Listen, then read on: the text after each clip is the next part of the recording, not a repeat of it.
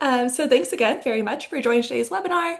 My name is Morgan Stevens, and I'm a policy associate here at the App Association. To get us started today, I'll kick it over to Nina.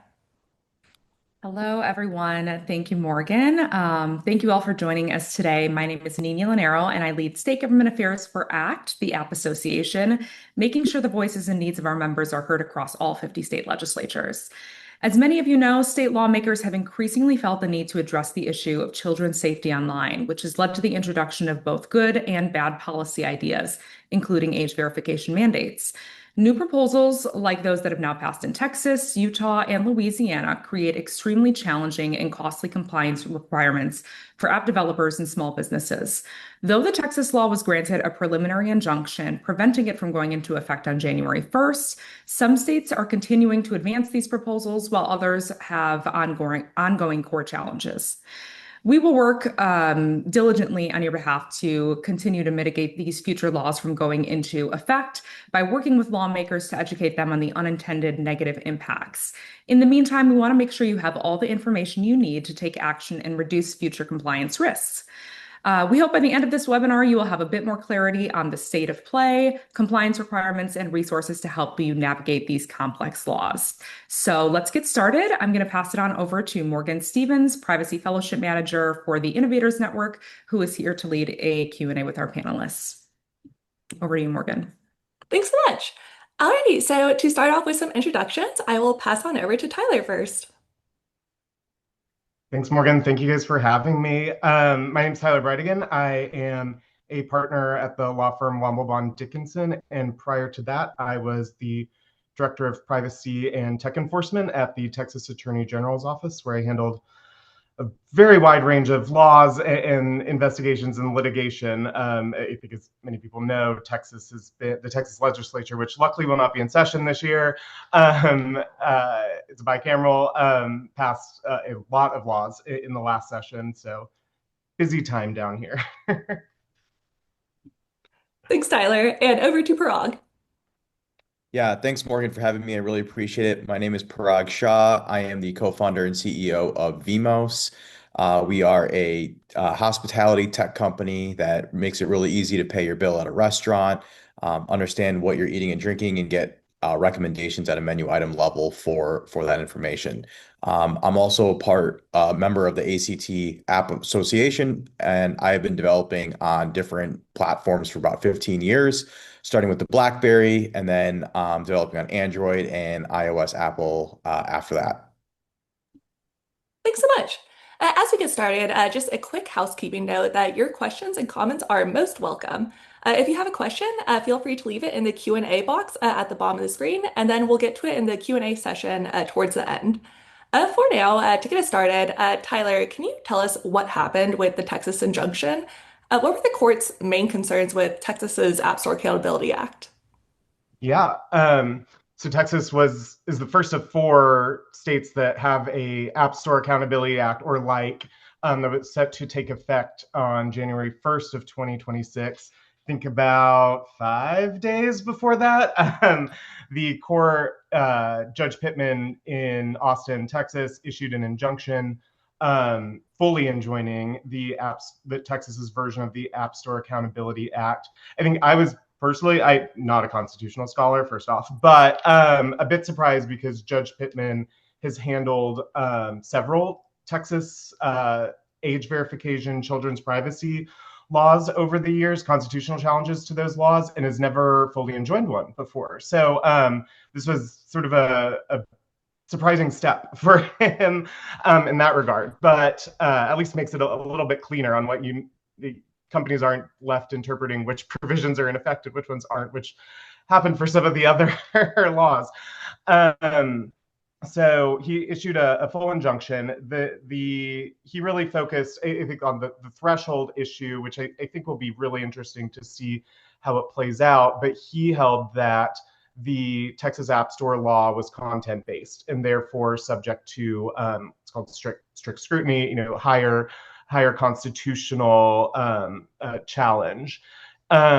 He really focused on and I'll be curious to see how the other states that have passed similar laws address this. He really focused on two aspects in making that content-based determination. The first was, in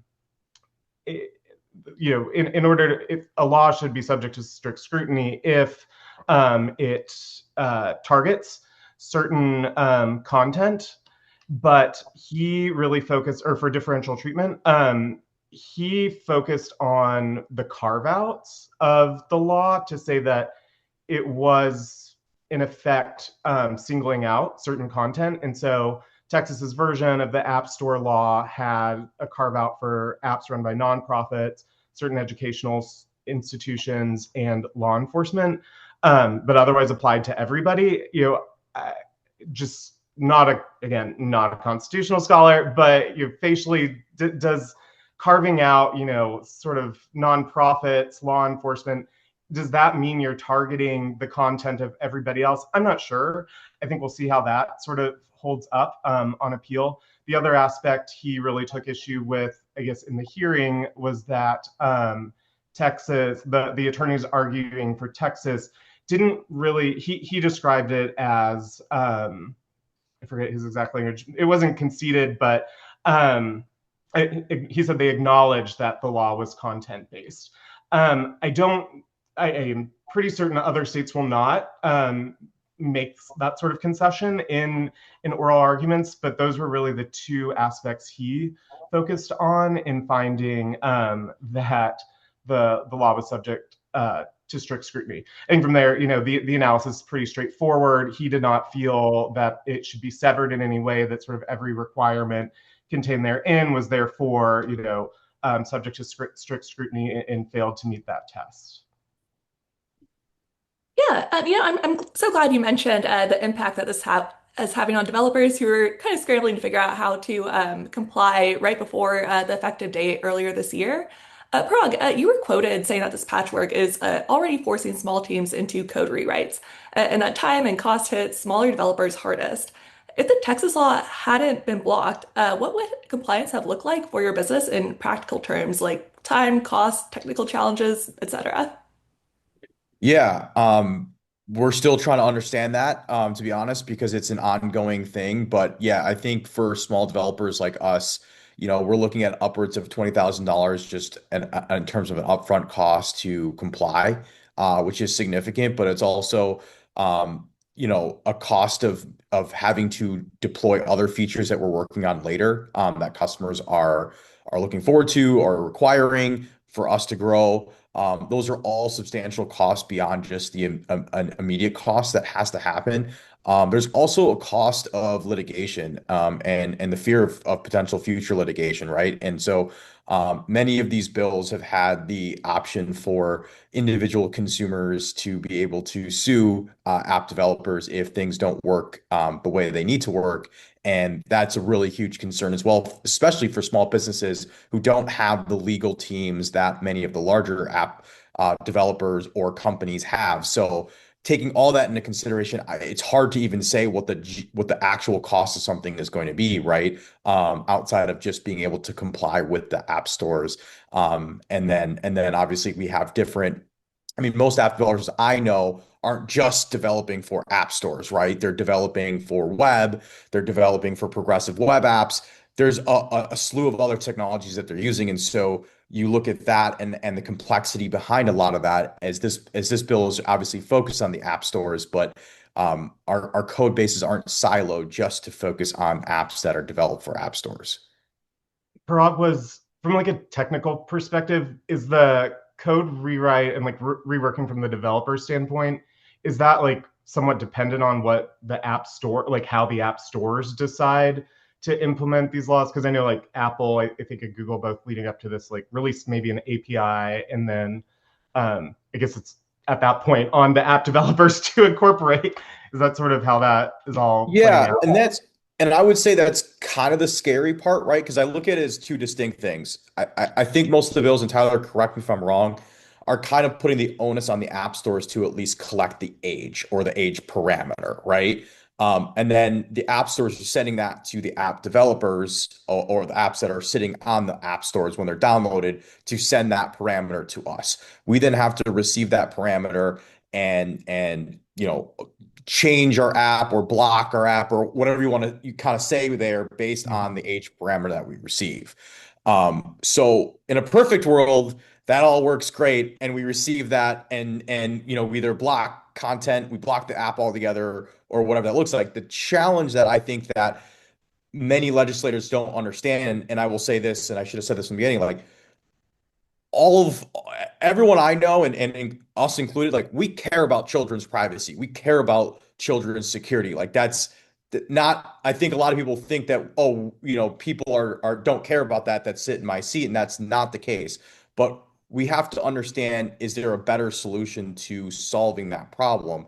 And I think the challenges that app developers face specifically is not in receiving the age um, from the app stores or the age grouping from the app stores. It's what happens after we receive it. So let me give you a really simple example of this in my world, because we deal with restaurants, and I think that's a really great world to look at because there's a physical component to this. So the way I look at it this way is, if you have a family of four, right? And in your family of four, you have a child that is under 13 and you have a teen, right? You go to a restaurant, you sit down at the table, the server greets you, the server hands the whole family menus, okay?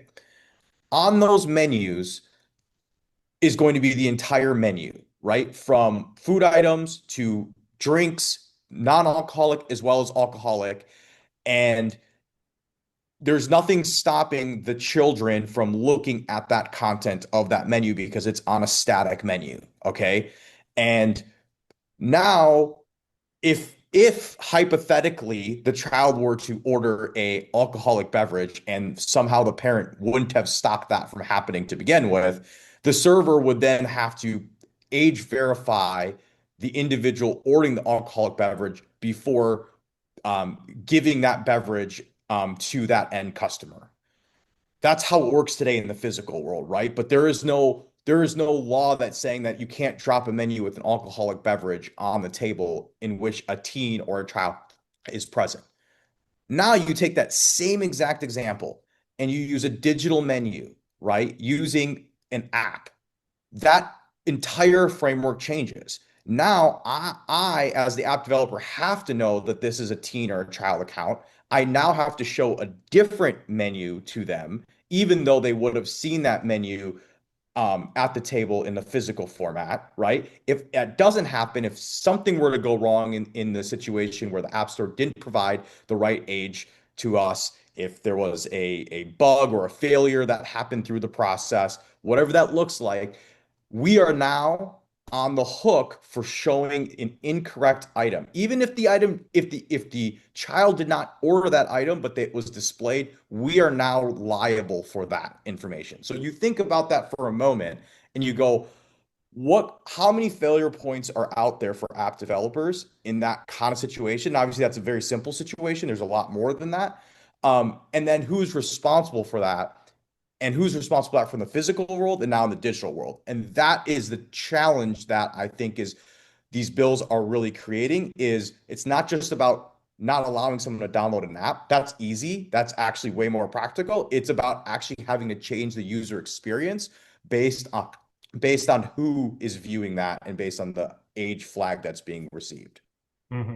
It's kind of fascinating. I never thought about like a minor coming into contact with like information virtually that they would have come into contact anyways physically, in like like all the state privacy laws have a carve out for publicly available information, which applies to like someone's personal information. But that's interesting if you expanded that definition to like in one of these app store laws to include like things that they would just access out in the real world anyways, and things that we wouldn't restrict. But it's an interesting argument, or at least potential carve out.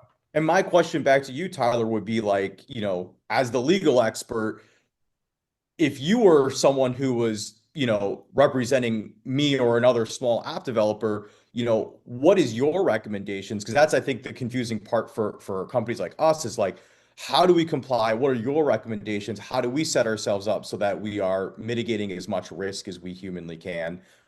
It's obviously not going to be perfect, but what are the steps that we can take? Yeah, I mean, sorry, Morgan, we're jumping through your questions before you get to ask that.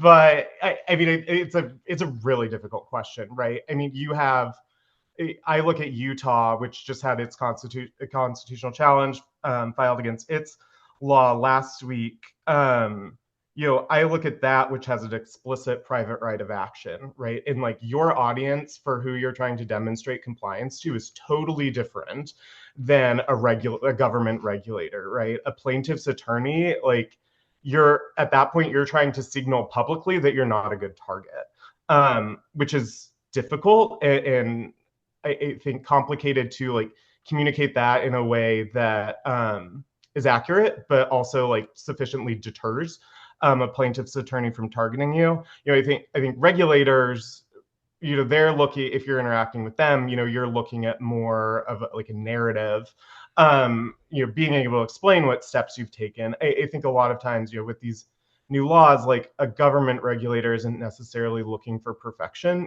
Look, using like the privacy laws again, like those, most of those, have at one point had a 30-day to 60-day cure period. These laws are shifting entire marketplaces. And I think government regulators, are understanding of that. Plaintiff's attorney, that's again a different ball game. But I think, and also I'd flag, there's federal proposed legislation that mirrors Utah and Texas's version. I think, well, I actually think that's going to get voted out of the House and Energy Commerce Committee in a couple months. But I think you can kind of look towards federal legislation for what those requirements also look like. If Utah's takes effect, that is a huge, area to focus. I think, things to signal to plaintiffs' attorneys can be as simple as like we've implemented like something in your privacy policy on your homepage, right? Explaining like what age verification, an app developers implemented, that they've included, that they receive Apple, Google's APIs. I think things like that are just signaling like, hey, plaintiffs bar, you're looking for a target. We're not it. Is really like the most sort of valuable thing you can do. And if they contact you, being able to explain that sort of on the back end. But I think sort of like immediate changes, Utah, I think a lot of people might know this, Utah AG's office in Utah's legislature, they've been very active in sort of children's privacy and online safety. I think they're really, well, I'll be I actually kind of want to go attend the oral arguments of the eventual constitutional challenge because they're good at arguing this stuff and they're passionate about it, and it comes through in the hearings. And so, I think they'll also have the benefit of now seeing Judge Pittman's decision and seeing what he focused on in Texas, and they'll start building a case to rebut that. Whenever there's these constitutional challenges of states that have copycat laws, each state's learning from the other. So Utah will have a bit of an advantage when they go to court responding to that, defending that constitutional challenge. But I'm not sure. I haven't seen any news on this. Apple and Google rolled out their APIs. Are those still functioning? Are they still operative, or is there no word on that? There hasn't been clear, like they're not functioning publicly yet. And that's been challenging. The documentation has been released, so app developers can at least write to it, but there's still some challenges that are being faced. And one other thing that I'll bring up that is another challenge that I don't think that lawmakers are looking at is the legislation is only happening in the US right now, primarily. So if you have tourists that are coming in from other countries that have iOS devices, Android devices that aren't being age verified, that can cause some serious issues when they're visiting the United States and interacting with these apps that they might be required to interact with. All the issues they spill out. Sorry, Morgan, we really skipped Yeah, around. Morgan, back to you. No, that was the most perfect thing. Thank you both so much. I feel like this really painted a very clear picture of what the impact on developers is going to be.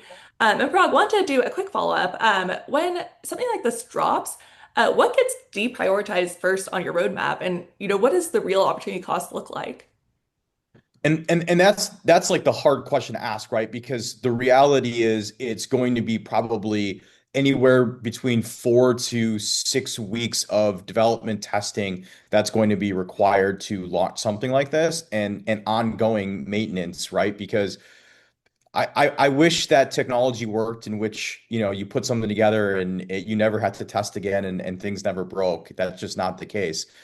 We have issues in our product all the time that we're fixing and bug fixing. So it's an ongoing challenge. And for small app developers like us and growing companies, we have a huge roadmap of features that we're looking to achieve. And I would say even with companies that are fundraising, they're trying to achieve milestones of growth in order to raise the next round of financing. And if this slows it down, I know for a lot of people you're thinking, oh, 6 weeks, whatever. But that's a long time for companies that need to show growth in a very high capacity to raise their next round of financing. So the opportunity cost is huge, Morgan, and that's I think the scariest part of this is it's not siloed off and it's not just happening sort of in the background in a different way. And I think also like long term, I think many app developers might choose to just block their app to be downloaded altogether from certain groups of people, which I think also limits access to those groups of people. So I think that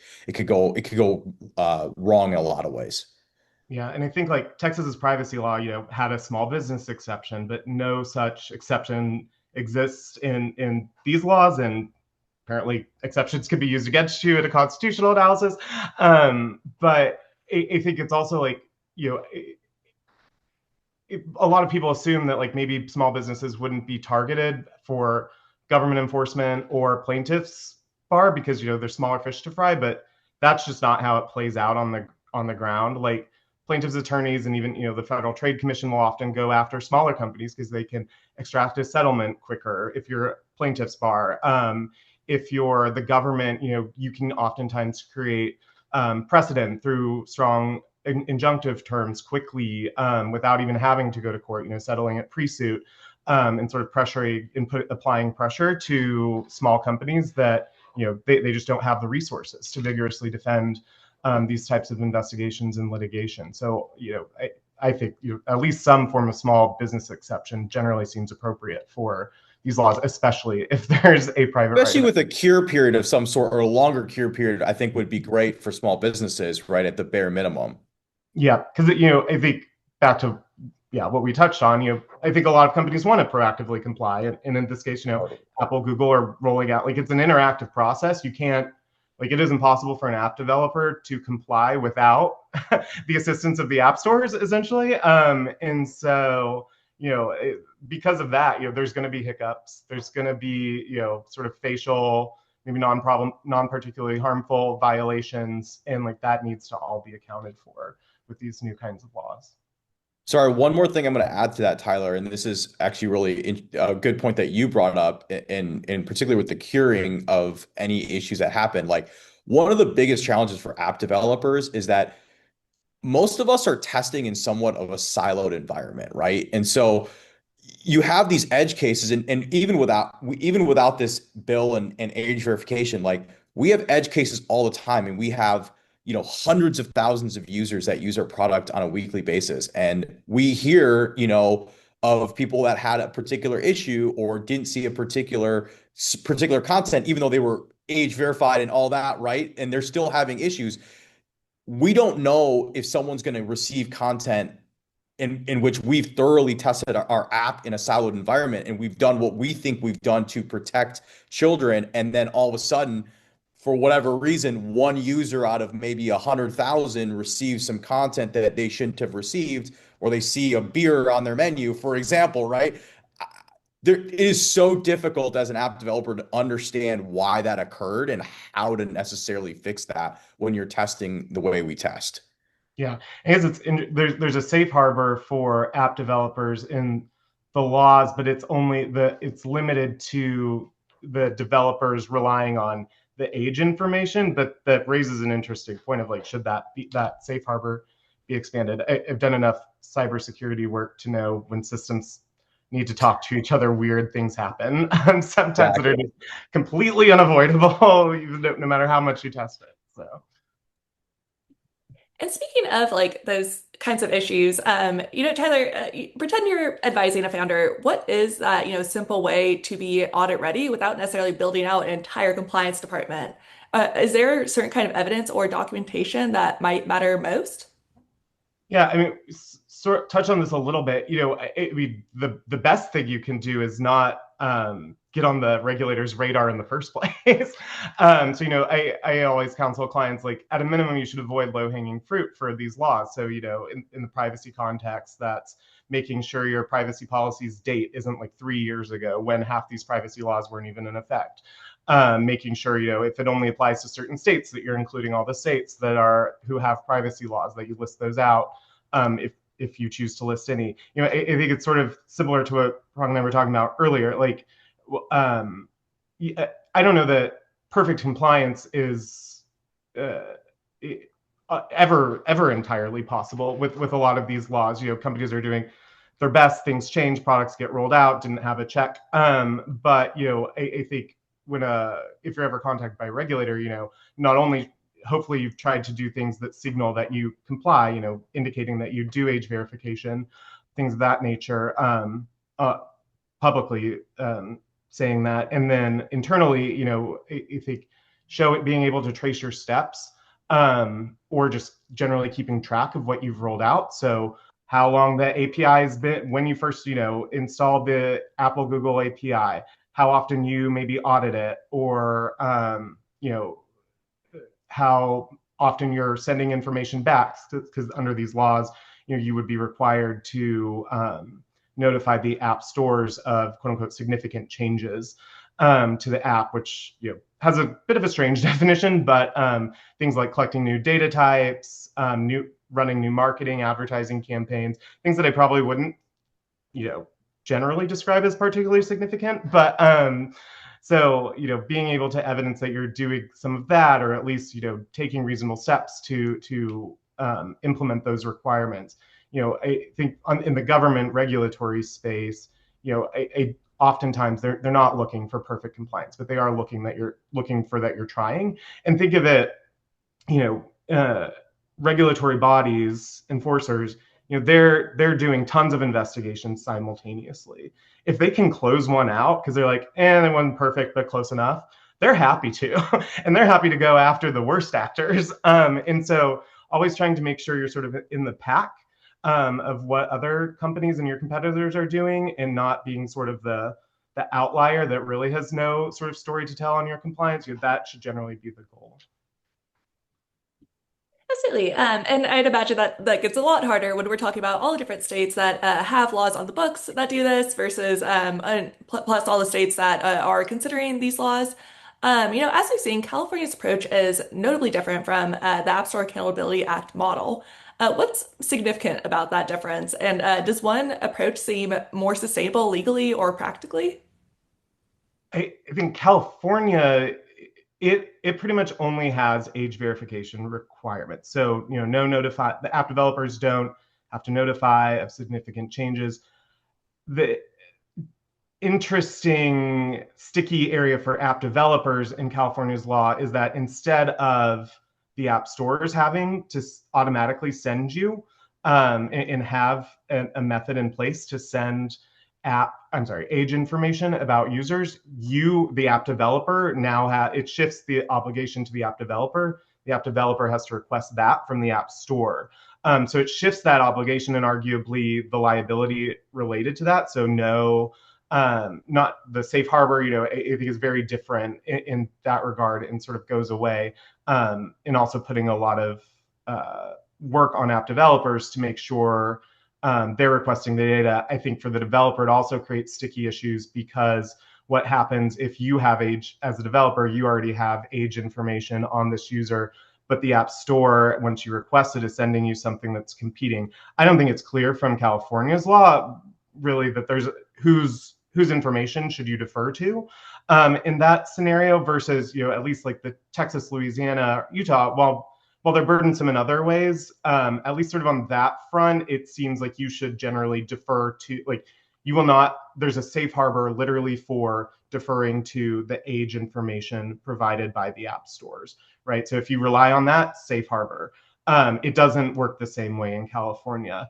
And so I think at that point, whose information is more accurate, it's hard to say.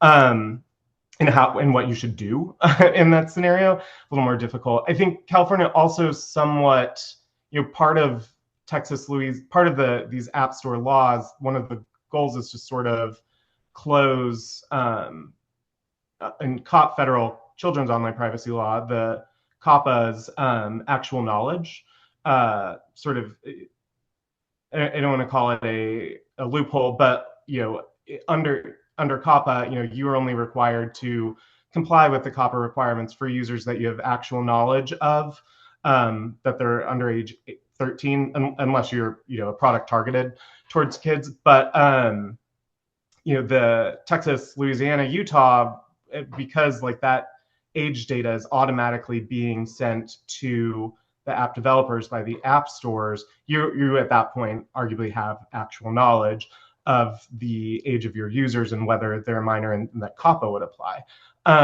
California, really, they have language like what counts as actual knowledge, but it still leaves open sort of when you do or don't have that actual knowledge. So I'm not sure it quite closes that sort of COPPA actual knowledge loophole as cleanly as some of the other states. Yeah, thank you. Just since we are at the midpoint now, I just want to encourage folks, if you have questions, go ahead and drop them down to the Q&A box and we'll make sure to get them towards the end. But going along those lines a bit more for the both of y'all, for a small developer trying to build one product, how do you reconcile different requirements across Utah, California, Louisiana, and potentially Texas? Do you expect continued fragmentation, or is there going to be a movement toward alignment? And what would that mean for product design today? I don't know if Parag, you want to start with that one? Yeah, Parag, you take a swing. I'll start with the product design and maybe Tyler, you could jump in after that. Morgan, you and I have been talking about a national privacy bill for the longest time, right? And so I would love to see more of these bills be a federal policy versus a state by state policy. I think anytime you have more state by state policies in a economy that's global already, it's just problematic, right? I think for app developers, we've got to figure out what state is going to be the toughest and sort of like benchmark ourselves against that to make sure that we comply. I think that knowing a user's location on top of that and or where they're from, or what I mean, there's so much complexity around like what goes into which requirement we need to abide by, right? Is it the phone's location? Is it where the phone was purchased? Is it where the citizen lives, right? Like there's all of these nuances that I'm not smart enough to know. And so I think for us, it's like, how do we benchmark our app and our privacy and our security against the sort of the hardest or the most problematic bills, and then work our way backwards from there. And I think what Tyler is saying, right, is like, I think if you're public about being accountable to this and wanting to make sure that you are keeping security and safety at the top of mind for children, and you have some evidence of you doing that, then I think you'll be okay. But it is scary that things are changing all the time, and it just takes another state to change something even further a year from now, months from now, and we're rewriting code again. So Morgan, you were asking about the cost of all that. Like we don't know necessarily because one rewrite, is it 2, 3, is it 5? Like we have no idea what's going to come down the line. Yeah, hopefully Apple and Google like stick with it for people that are incorporating their code. Like hopefully they stick with that no matter what in some regard. And I think that's the quickest and easiest thing, to be sort of prepared. But we'll see what it ultimately turns into. I think Graham had a question for you, Parag. The laws require stores to send a flag indicating parental consent to download. The way app stores do this now is that they disallow a download if the parent rejects the download. It doesn't involve a signal being sent to the developer, so the developer doesn't have to worry about receiving it. Do you think lawmakers understand that this new requirement would inject a bunch of failure points into a process that currently doesn't require the developer to receive a signal? No, but you go ahead and elaborate. I don't think they understand that. No, I definitely don't think they understand that. And I think, yeah, what Graham is alluding to is like all these now failure points that are on top of what's happening is going to cause a lot of chaos. And I don't think they understand that. To Graham's, I think, point there or question that he has is there is already a lot of um, technology that are built into these devices that allow parents to control what apps are downloaded, how content is being used, what content can be accessed. I really do think that Google and Apple have done a really good job of making it easy. I think at one point when they first launched it, it was a bit complicated, but at this point, I think it's very simple and easy for parents to set up devices. I mean, I remember even my niece and nephew when they got an iPad, it was really simple for them to set it up in a way that had full control. The parents could control every aspect of what content was delivered, what apps were able to be downloaded, what settings were configured, right? And so I do agree that like all of this is to me a little bit overkill when we have all the access in the world for parents to give their kids access to what they want. So yeah, I think to Graham's point, this is definitely creating more chaos, and I don't think lawmakers have any understanding of what this is actually going to result into. And Craig's question, how does this apply to agencies that develop apps on behalf of clients? And Mr. Prague, this sounds like something you do as well. In cases where clients ignore outreach about complying with the new law, say it's not a priority. So what is the agency's exposure? I mean, I'm assuming these are done pursuant to some sort of agreement. I mean, I don't think, I think it would be smart of any sort of third-party consultants, app developers to have indemnification language and or reps to in those agreements that are sort of governing the work, because you do not want to be in the scenario where one, plaintiff sues you, or two, where say you roll out 50 apps for different companies, and a regulator comes in, says all of these 50 apps are out of compliance. You're pushing this non-compliant app out to companies who are then violating the law. That seems like your fault. You're going to want to be able to point to this language and be like, we explicitly said, like, we're not saying that these come into effect, or sorry, comply with the law. We're just creating this sort of base product. And if the actual owner fails to comply with the law and bring it into compliance, like, that is on them. So there can be some risk shifting provisions in these agreements. All right, looks like we have one more question too. Parag said that app developers are on board with protecting children's privacy and safety. So are app developers seeing these new laws as simply inconvenient and or difficult to comply? And if these laws go into effect, what could that mean for the user? For example, will consumers see an increase in app costs for download? Yeah, I mean, I think it's a great question there, Lisa. So yeah, I mean, I think for us as app developers, there's so much complexity with this, and I think that there's, especially for smaller app developers, there's sort of this like fear that things can go wrong, things will go wrong in technology, and what that looks like. I think that the biggest issue is less on the download side and it's more on the content side, and making sure that we're receiving that age flag appropriately and what we're doing and the failure points around that. I mean, I wish that I could tell you right now that people are reasonable and consumers are reasonable, but they're frustrated. And all the data shows that app downloads over the last 5, maybe 10 years have decreased, right? There are less apps on people's devices than there were 10 years ago. And I think a big part of that is people have app fatigue. And if we add more compliance to that process, I think that is going to continue to be the case. And you're going to have current apps that I think really these lawmakers are trying to go after, to be very honest, or some of them that are large, right?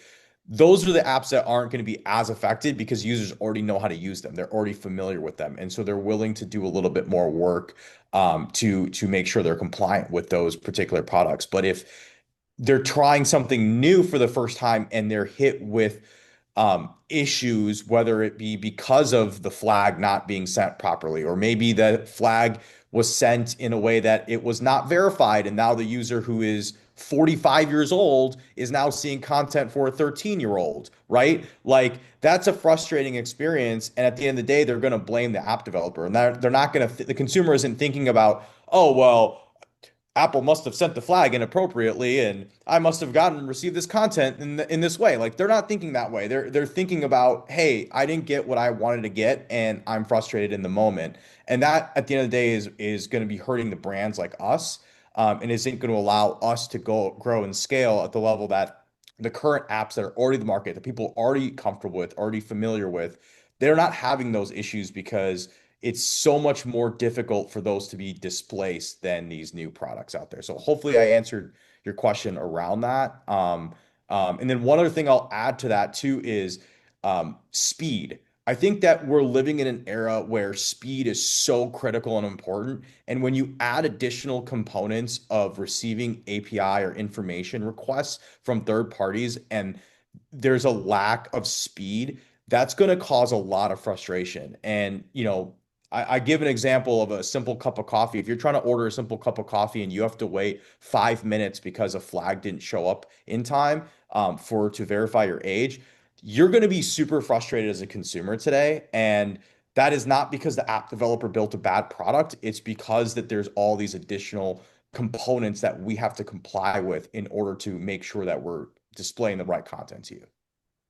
I think consumers hate friction in Yes, general. exactly. And I think, to Lisa's question, it, some of the requirements in these laws, like when Texas's law was first, the draft was first released, I think like I personally was a bit surprised at some of the requirements, because my understanding of sort of the premise and reason for the law was children's safety online. But then it applied much broader, and apps that arguably pose no risk to children, right?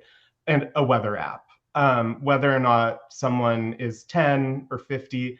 I think I don't know of any risks that would sort of require or that they need to be protected from this app. I think at the state level, we saw all the social media laws pass, and those are targeted towards an industry that many people think needs to be curbed in some way. I don't. This law, seemingly had the same stated goal, but then applied much more broadly into areas that I'm not sure actually further its stated goal. If it was sort of reframed as like a children's privacy bill, in data usage bill, I could see more of an argument for some of those the requirements, but really, but most states with comprehensive privacy laws already have curbs on the processing of children's data. In obviously at the federal level, it is only up to or through the age of 12, but there's sort of already laws in place that do that. So I personally was surprised at sort of the breadth of applicability of these App Store laws. Yeah, and speaking of that, like applicability in the breath, we have a question for Tyler. If you're a trial attorney, where do you think is the best place to look to find violations of the ASAA laws? Is it in the age categories developers are selecting, or disclosures by developers, or simply building the systems at all to receive signals? I mean, a plaintiff's attorney is generally only able to access publicly available information. I have a feeling, the app stores would probably be the first, if I'm a Utah plaintiff's attorney, I'm going after the app stores first. As part of that, I'm probably going to request discovery of the list of all the apps that have actually downloaded the API and that are in turn sending information back, under the guise of evaluating my claims against the App Store. At that point, there's a list that exists of who's not in compliance. That would be one sort of clever route that a plaintiff's attorney could take. If I think anyone with a lot of data, these plaintiff's attorneys, particularly in California, have gotten a lot more clever about actually looking at code. In several larger plaintiff shops now have technologists on staff that are actually reviewing code to figure out what is happening behind the scenes. So, I mean, at a minimum, having that Apple and Google code installed, I think is a way to sort of deter at least that like initial flag for a plaintiff's attorney that there might be violations going on. From there, I think it's going to be a bit difficult for plaintiffs' attorneys to sort of ferret out whether there are actual violations. That doesn't mean they're not going to send demand letters making allegations and trying to force settlements. We see that all the time. Plaintiffs' attorneys, their certain models are send out, either a ton of demand letters or just file a bunch of borderline frivolous suits, demand low dollar settlements, like around $15,000 to $20,000, and get it settled almost immediately. And so just the creation of a private right of action, there's a lot of sort of, we've seen it in TCPA, ADA, Video Privacy Protection Act, which the Supreme Court is finally going to do something about maybe. So, once plaintiffs' attorneys lock on to sort of a clear legal theory and legal authority that they can bring, they get clever. But all to say, I think at a minimum, having code in anything that's public or that they're able to dig through, indicating that, signaling that steps have been taken to comply with these laws. Really, and now that we've seen the risks with these laws with the private right of action and the potential outcomes from that, Parag, just taking a step back, if you could give feedback to policymakers drafting these laws, what would make them more workable for small businesses? I mean, I think for me, I think this is what Tyler was sort of talking to, alluding to, is that there are a lot of privacy laws that are already in place in these states and following those. And I think that, having parents have the ability to control what goes on the devices of their children, I think is the second most important thing for me, and continuing to, update the ability to do that. I think, like I said, you're seeing these platforms do a really good job, and it shows that they care about children's safety. And I think they'll continue to sort of do it that way. I think going after a broad range of apps, and I think the weather app is such a great example that Tyler provided. And it's like, okay, what are we doing here? Why do we need to increase the cost for showing today's weather to somebody? I mean, maybe I don't understand the risks of showing the weather to a child, and someone can help, share that with me at a later point. But I think that's a great example. I think I've brought up before, like calculator apps, right? That don't need a sign in and don't require any type of personal information at all. I think just doing something broad like this is really going to be detrimental to the economy, in my opinion, and to small businesses that are looking to grow. Competition. I think we have a lack of competition already in this country, and I think bills like this, make it more difficult to compete with existing apps and existing products. And consumers are sort of expecting things to be frictionless, and especially apps that are trying to bridge the digital and physical worlds together. I think that the more you make that harder, the more difficult it is to grow your company and to sort of make that shift happen. So I think we need to create laws that are around children's privacy, that are specific to obtainable measures that can be taken, versus a broad stroke of every app that's in an app store that just has to comply with this age verification information that the app stores are providing.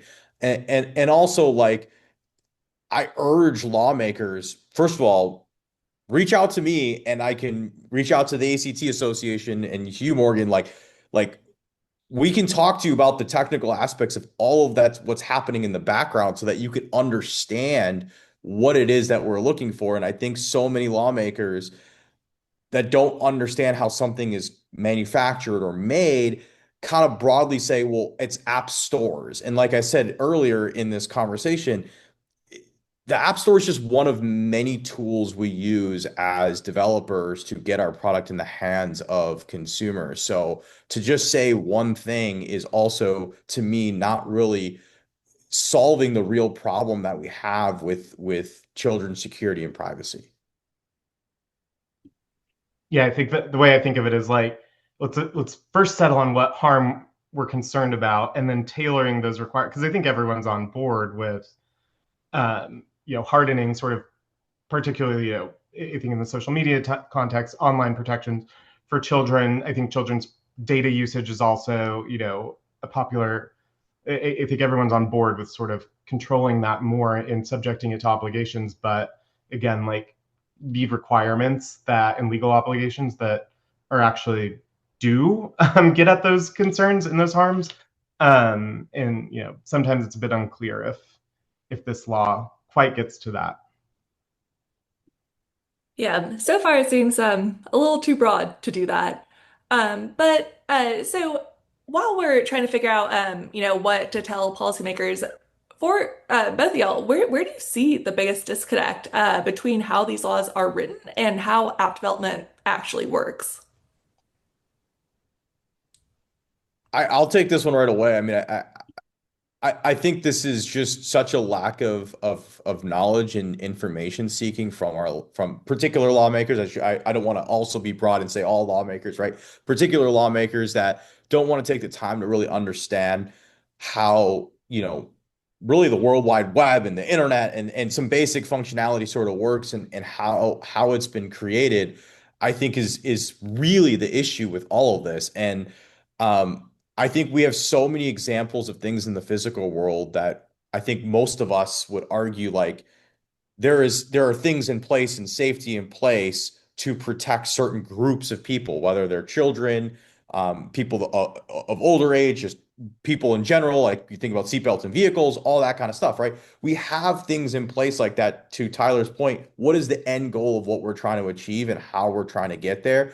And I think you have to understand the manufacturing process of how something is created in order to make a law and really get to how this is going to affect the general economy and what this looks like. And I think people just forget that, hey, we're going to put this in place, it's going to work, and and children are going to be safe, and they don't understand the long-term ramifications of something like that and how that's going to impact the economy, how that's going to impact new businesses, how that's going to impact innovation in this country, how that's actually going to impact children who eventually are not going to be children, right, in a future sort of like time period. Like all those things need to be considered when we're doing this, because in any industry, not even app development, most of the cost and burden on policy happens to smaller businesses.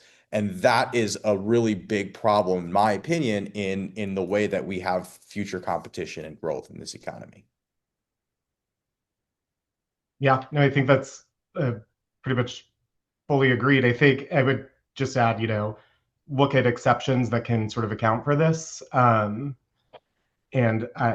private right of action is always a controversial topic, but I think Utah's, we'll see if their law takes effect, but I don't necessarily think it's a great idea to penalize, small companies in particular that, this new law that completely shifts the entire sort of app economy, also subjecting them to a private right of action right away. I don't know that I need to say more about that, but it doesn't seem like a great idea. No, it does not. All right, we've got about 5 minutes left, so want to very much encourage if anyone has any questions whatsoever for our wonderful group of panelists, please feel free to leave them in the Q&A box, and we will get to them in the 6 minutes that we have left. In the meantime, though, Parag, have you found any tools, templates, guidance that's helpful for meeting compliance obligations for these new and forthcoming online safety obligations? And if not, like, where are the gaps? Yeah, so this is a great question. I really do think that the documentation that's provided by Apple and Google have been really good. So like kudos to them to even with some of these laws being paused or delayed in terms of compliance, they've done a really good job of sort of like writing the documentation. Where I do see opportunities, and I do think it's going to happen probably pretty quickly, is going to be app developers that are going to write sort of like um, you know, more modern sort of APIs to the existing APIs for Apple and Google. Many app developers use languages that are cross-platform languages, so that they're not writing just for an Apple app, a Google, an Android app separately for a web app. We're writing in frameworks that allow us to reuse the code base across all of these different platforms. And so I think you're going to start seeing app developers and I'm guessing it'll be open source or people will just do it for the good faith of the community, right? They're going to write, better language with these requirements for those cross-platform apps. But right now, I mean, that is a challenge, right? Because we have to take a separate feed from Google and a separate feed from Apple and then blend that together and know where the user is coming in from. And a lot of apps, I think, right now, because they're not showing any sensitive information or don't really care, right, or aren't really providing anything to minors or children, um, they're saying, well, we don't really care where the user comes from. Here's sort of like providing the content. I think they're going to have to also look at that and say, how do we know that they're coming from an app versus coming from, a web app and so on and so forth. So I think that's the gap, Morgan, and I think that hopefully will be solved pretty quickly in the next, probably 6 months is my guess is that people are going to start writing this in the community. So, in our final minutes, as we wrap up, while the Texas law is on hold, similar laws are about to come into effect in other states, and more are working their way through the legislative process. I saw that Alabama, I think, is on its way to the governor's desk right now. What are the top 2 or 3 actions developers should take right now to get ready? Oh, man. I mean, I think, yeah, Parag, you know this better than I, but get the APIs installed. I think that's at least like a stopgap. Whether or not these laws take effect, you at least can evidence some compliance. I think given there's a federal push as well, it's just since the tools are there, something to include. I think as far as what I'm watching, I'll be really curious what Louisiana, has one of these laws. That constitutional challenge will go to the Fifth Circuit as well, as Texas is. So we'll see what the Louisiana court does on that front. And then I think, again, Utah just poses the greatest risk. So I think installing APIs, updating code to match, and then sort of publicly signaling in the event Utah's law goes into effect that to plaintiffs' attorneys that you're not a good target. I think that's the biggest takeaway that I got from this, Tyler, you saying that is I think that for all app developers, we just have to show that we're ingesting the data and sending back information and that at least, I'm guessing there's going to be a lot of people who aren't going to even do that bare minimum. And that's going to be the real target that attorneys are going to go after if they're able to. Yep. All right, this is about all the time that we have today. So thank you so much to our wonderful panelists for sharing their expertise, and thank you to everyone who attended. I hope this was enlightening, and as always, feel free to reach out if you have any questions, comments, concerns. Otherwise, have a great day, and thanks again. Thanks, guys. Thanks, Morgan, for hosting. Thanks, Dania.